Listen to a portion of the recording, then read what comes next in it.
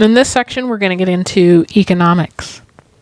So now that we have an understanding of the first initial steps into building a strong base of what it takes to begin saving if you desire to become a trader or investor, we have many things to learn before putting any real capital into the market. Many, many things. And this is a good thing because there should be no rush, as you can always be learning and practicing and continuing to save real capital. This course is built for those who want to be in it for the long haul. No city was built in a day.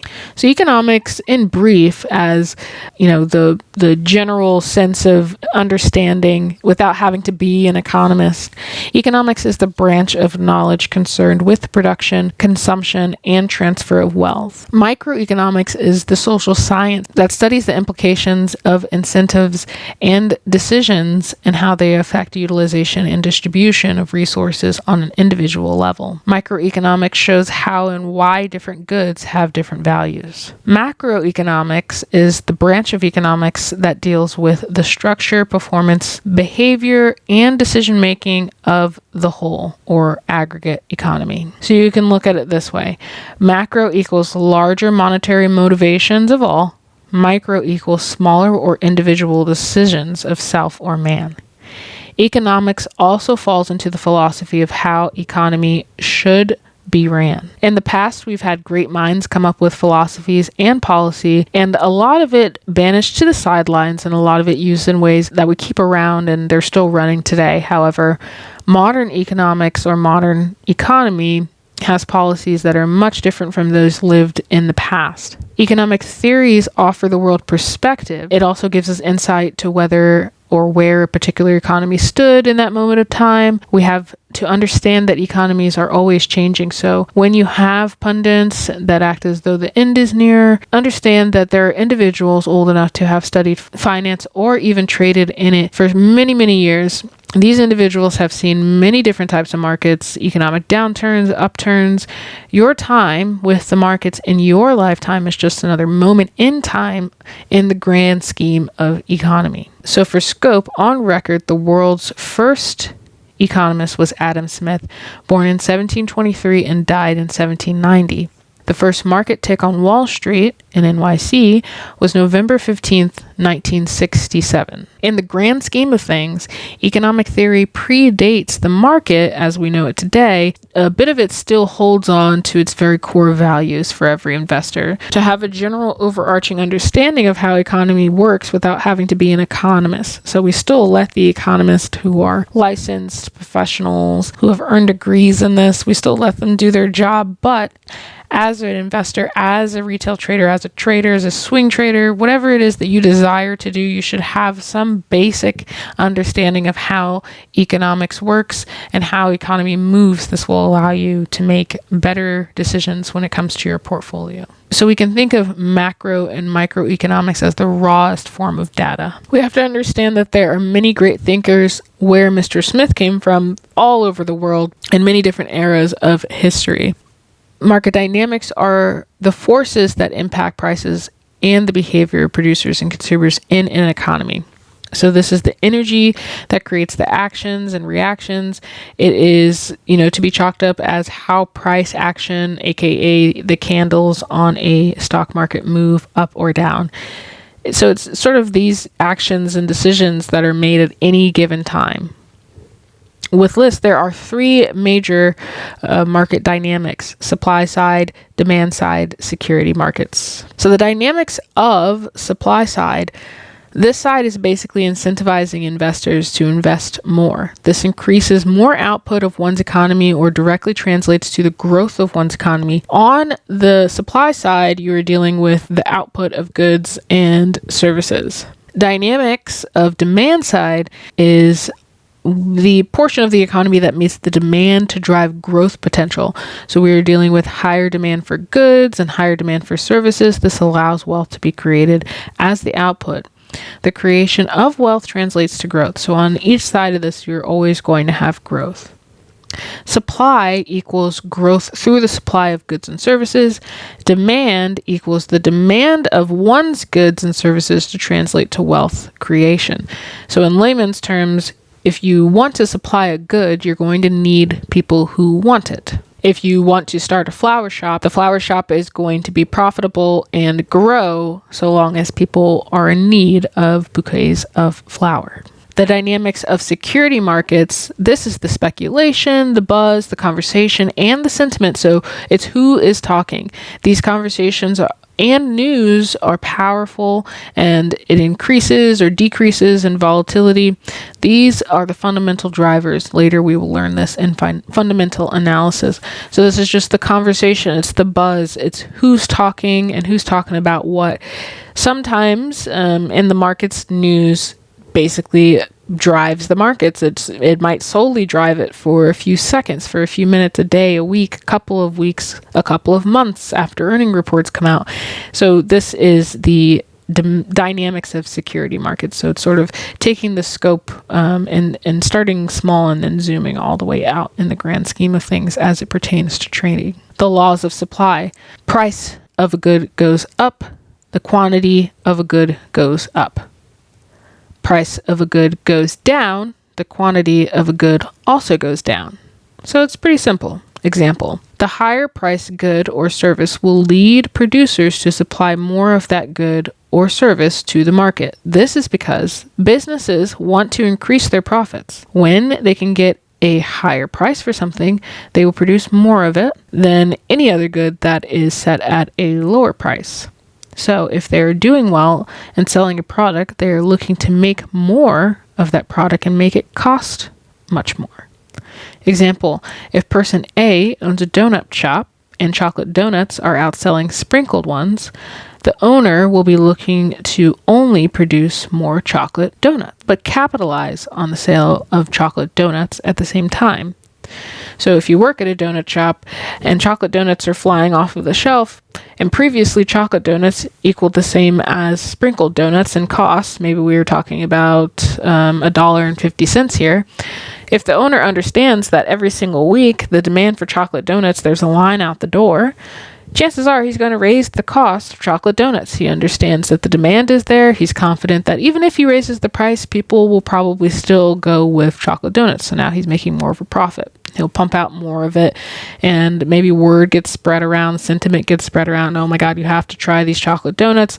More and more people will come in. So he's happy he produced more, and he's happy he raised the price. So these are sort of this is the kindergarten understanding of the laws of supply, the laws of demand. So lowering a price will make the demand go up. Raising the price of a good will make the demand go down. So we take that same donut shop example. Person A moves the price of chocolate donuts up because the demand is so high. However, when he does, the demand of the chocolate donuts actually goes down because consumers love the taste and the allure of the chocolate donuts, but they hate the new price. So at the same time, now sprinkled donuts are selling just as well as chocolate donuts did, if not better, because they're at a cheaper price than the chocolate donuts. So people are willing to pay a little less and eat the sprinkled donuts instead of the chocolate donuts. So the shop owner decides to toss the sprinkled flavor on sale. Now that the sprinkled flavored donuts are on sale, the line out the door for sprinkled flavored donuts is larger. But eventually the owner of the shop says, well, sprinkled flavored donuts are in demand, so therefore I'm going to raise the price on sprinkled flavored donuts and maybe throw the chocolate ones on sale. So these are the ebbs and flows of how things are sort of priced if we look at it from a simple point of view of a donut shop or a cookie store or a coffee shop, etc. So essentially it's rinse and repeat after that. So you can sort of think of it as a teeter-totter or a scale here. So a closer look, as stated before, this is sort of the overall look of the way that economies sort of ebb and flow with macroeconomics. We want low levels of unemployment. We want economic growth. We want stabilized rates of inflation, solid distribution of incomes, stable levels of economy and its activity. What does the spending of one's economy look like? These are all sort of the general checklist of macroeconomics, and it looks pretty simple.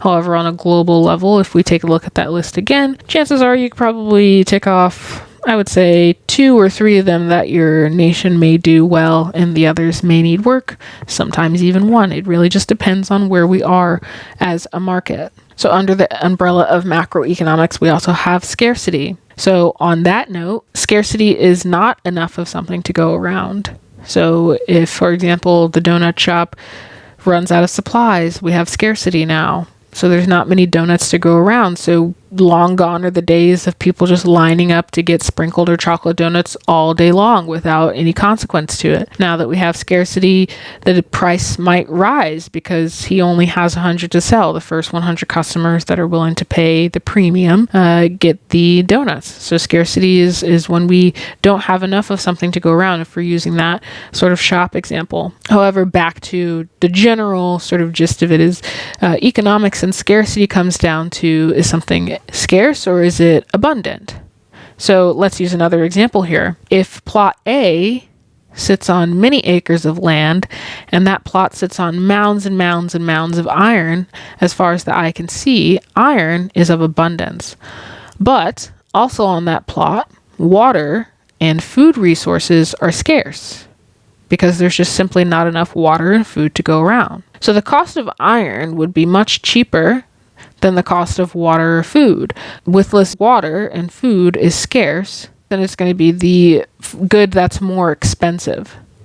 So here in this example, when we're talking about scarcity and abundance, if we have a plot of land where there's a village of 50 people, and this plot of land is known for its iron production because it has mounds and mounds and mounds and abundance of iron as far as the eye can see, but is scarce in food and water, the cost of iron, because everybody can find it anywhere they look, they can bend down and pick it up, the cost of iron is going to be much cheaper than the cost of food or water if there is only one source of water and a few places on this plot of land where food is able to be yielded. So when we scale this up, this becomes a little more complicated as we talk about it as it pertains to governments and the resources that nations live on. However, if we scale back down to our plot example, this is one of the better ways that I would explain scarcity and abundance. So if you think about if Earth had many, many, many plots and each plot carried a different flag and each plot offered a different resource, they had resources that they were abundant in and they had resources that they were scarce in, eventually trade would have to be developed. So if plot A sits on tons of iron, but plot B has no iron at all, then there needs to be a network there. Plot A can offer some iron and plot B can offer some water and food because water and food is of abundance on plot B. So a little further, if we take this plot example that we just used as it pertains to abundance of iron nodes or mounds, once the iron is smelted and placed on the market for consumers to buy on its own plot or on other plots, this now becomes a good. People of this plot also have choice, as silver ore is also available, but it's a little more expensive. Plot A may choose to set up a trade route with plot B, as it sits in the east and it has plenty of water and plenty of food, but it lacks metals. Plot C sits in the north and sits on 0 resources and may choose to infiltrate or choose to set up trade on plot A and plot B for their resources. Once scaled out, zoomed out, and it becomes more complex, but basically you're looking at sort of the scarcity and abundance model for life on Earth. Once scaled back down, it's as simple as you have something that I need and I have something that you want. Now, opportunity cost is what is given up to have something else. Are you choosing to spend your money at company A or company B? The consumer spends his money at company A, so now this makes company B an opportunity cost. Once the person has bought the item and is satisfied with the purchases and considers the product useful, we have a term called utility. So utility is branched into total utility and marginal utility. Total utility is the satisfaction gained for consuming or getting a certain quality out of a product purchased. Marginal utility is the extra use gained from consuming more units of a product. This is essentially to say we can't live in a world where mediocre goods are produced at this point. The focus on modern economics is consumer satisfaction, not just goods out of necessity. So there are teams and teams of people who come to the table to make sure that the products that the individuals that live inside that country and abroad are using are of absolute top quality, because there's so much competition. And our little example here, we have company A and B, but in the real world, there's company A through Z. So if you have tons and tons and tons of options when you enter the world to buy from, you go to the grocery store and there are 50 different soup companies or 50 different chicken companies to choose from. Once you choose one, all of the other choices become an opportunity cost. And in a modern economic setup, most of these companies absolutely have to focus on performance and review and feedback and overall satisfaction, because there's so many things that they're competing with inside of their own little niche. So wrapping up macroeconomics is, overall we're talking about economic growth. We're talking about gross domestic product, national territories, world economics, monetary policies, price levels, inflation, distribution, and many, many more. When people state the question of what to learn first, micro or macro, they say it's better to learn your microeconomics because it's a better grasp on things that are more general to you, where macros are more of zooming out. But for me, you can learn one. If you want to study it deeper, you can learn one or the other in however order that you want, because once you know the gist and the fingerprints of both of them, it really kind of comes together as one entity, in my opinion. And so you don't pressure yourself to learn one before the other. If you Google it, people will have various different opinions on what to learn first. If you like to zoom in and then zoom out, you learn your micros before your macros. If you like to look at the wider picture and then zoom in, so you're out and then you zoom in, learn your macros before your micros. So further with macroeconomics, as we wrap up here, we talk about Adam Smith's model with macroeconomics, or just economics as a whole, but it sort of falls into the macros more. So for Adam Smith's philosophy, it was, you have your consumers and you have your producers, right? So we go to our donut shop, we have our consumers, which are the customers, the producer, which is the owner of the shop that produces the donuts, and then you have your governing bodies. So this would be someone who sort of sits as the referee or sits over the consumer and the producer. And almost every single nation that you look at around the world is structured this way. They have their consumer, their producer, and the governing bodies. So this sort of model came from Mr. Smith. There are bodies and policies in place when it comes to the world of finance, and in macroeconomics, we have a few things. So monetary policy, and so we're talking about governing bodies here, right? So we have the consumers and the producers and an understanding of that. Now we're talking about the governing bodies. Monetary policy, this is the tool used to reach goals in macroeconomics. Governments using interest rates and money supplies to impact aggregate demand. Aggregate demand is the total spending on all goods and services in a period of time at a given price level. Monetary policy, in this case, is where central banking entities manipulate money supply and interest rates in an economy in order to stimulate and contract aggregate demand. Central banking, the bank that controls the overall supply of money in a particular nation. I encourage you to look a little deeper into a nation's relationship with centralized banking versus decentralized banking. If you're someone who is more interested into the crypto side of the markets, you'll probably either have a more knowledgeable understanding of that coming into this, and or it's something that is worth taking a look at a little bit deeper. But you can consider central banking the overarching banking system for investment and retail banking. An example of central banking in the United States would be the Federal Reserve. An example of investment banking in the USA would be Goldman Sachs Group. An example of a retail bank would be Wells Fargo. Central banks supply and issue money to different tiers of banks below them. Central banks control the supply of cash. Central banks set those requirements. Fiscal policy is the use of government spending, taxation, and borrowing to influence an economy. The decision made by government to either increase or decrease spending the decisions made by government to do tax cuts or tax increases. So these are all fiscal policies. So you don't even have to really be pursuing trading in any shape or form. You've heard all of these buzz things on the news and papers.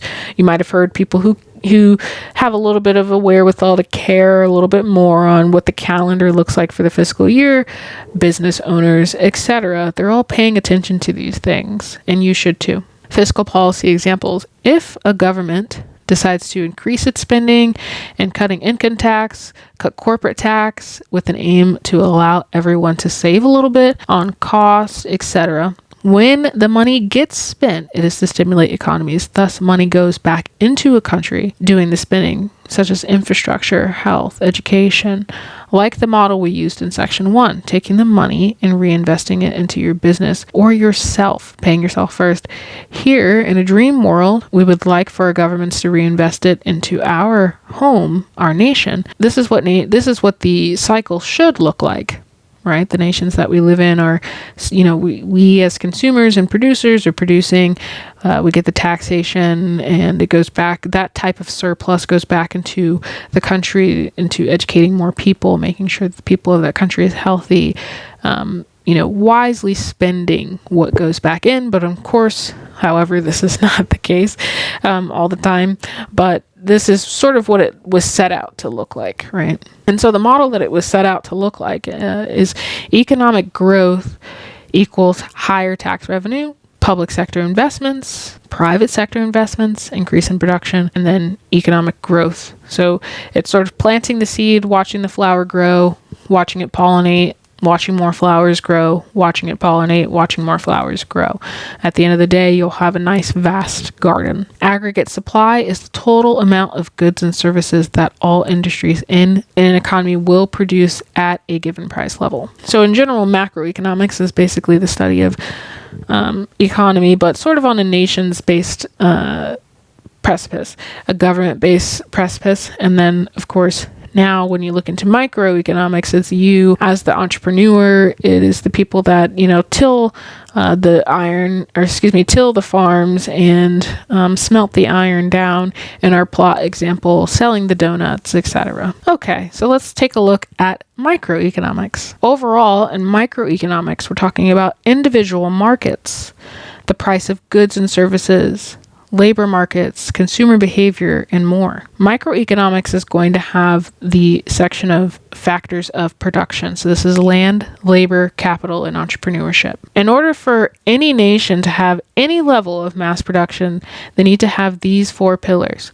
These are the driving blocks and the gas, right, that would make our plot, for example, in the last section, productive.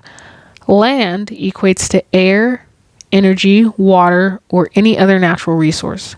Labor, in order to get products to work, effort has to be put in.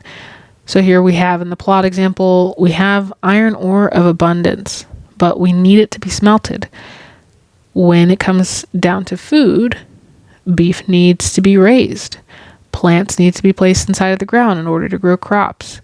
And then they need to be tended to be harvested. So this is your labor. These are the people that work to make the production into items that can be sold onto the market. Capital is creating tools to create the tools. So if you're a woodworker, you would need to create the tools to work the wood. If you want to make concrete, or if you wanted to be a smelter, you needed to have some sort of concrete to build a smelter in order to smelt the ore that is available. So when we're speaking of capital, we're speaking of the pillars of production. The word capital here does not mean the same in a financial sense. Entrepreneurship is planning to produce something new, and here we'll see land, labor, and capital come underneath sort of the entrepreneur umbrella. Even simpler, land, everything found in the seas or grows on land. Gases, raw materials, agriculture and cultivation. Labor, physical work, intellectual work, production of work via human labor. Capital, tools needed to produce the goods. It's the machinery, facilities, large-scale facilities. Entrepreneur, management and overall production of goods to produce and make profits. So in this section, we're going to talk about free markets versus planned economics versus rationing systems. Free markets, an economy where prices are used to ration off goods and services. Planned economics, an economy where decisions are made on what to produce, how to produce it, and who to produce it for. Rationing system, an economy decides how to allocate or ration its goods and services that are produced by them. Economic growth and economic development. Growth. Nations need to grow economically first. Here we are thinking about gross domestic product. We're thinking about economic activities as a whole. A CEO is destined to get richer than his or her employees quicker. The individual under that CEO will then become owners of their own business and become richer quicker than the employees under them, and so forth and so on. So this is basically taking a mason jar of wealth and knowledge and passing it on. If you own a business, the people that work for you within that business will eventually grow into higher positions and then maybe go forth and start their own companies, and they'll have employees that will grow within that business and then go forth and start their own companies, etc. So at the end of the day, it's sort of the return on investments of how societies are run. People die, people are born. There's always going to be a moment in time. You are going to have your moment to be the person that works underneath the boss and then hopefully become your own boss. Development. This is in fact mainly the middle class, or if a nation breaks down into classes differently, you consider this. This is the largest class that basically is educated and goes to work to get their job done. They will work for the larger entities, the CEOs, and other times they might run small businesses and corporations.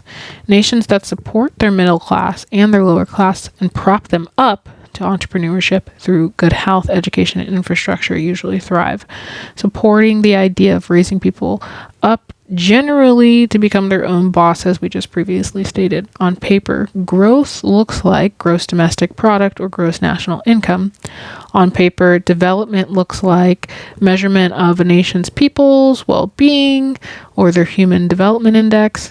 And so essentially what we're saying here is the middle class, or the middle of the table, is the class that is most relied upon to basically wake up and make society tick. But it's also equally as important to make sure that those individuals are rising up to the occasion to become their own boss, their own CEO, their own entrepreneurs, and then allow other individuals underneath them that learn from them throughout the years to also become their own bosses and CEOs and entrepreneurs. And so there's a happy cycle here of individuals who live inside of older, or have been born and raised inside of older generations, are able to either pass down or pass on knowledge. So that way this production continues a healthy cycle.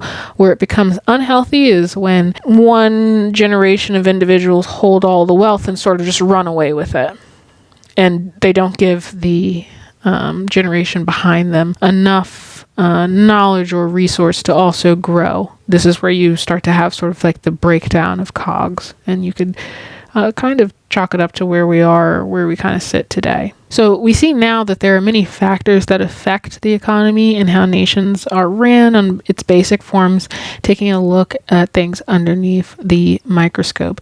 This is a basic understanding of how economics work.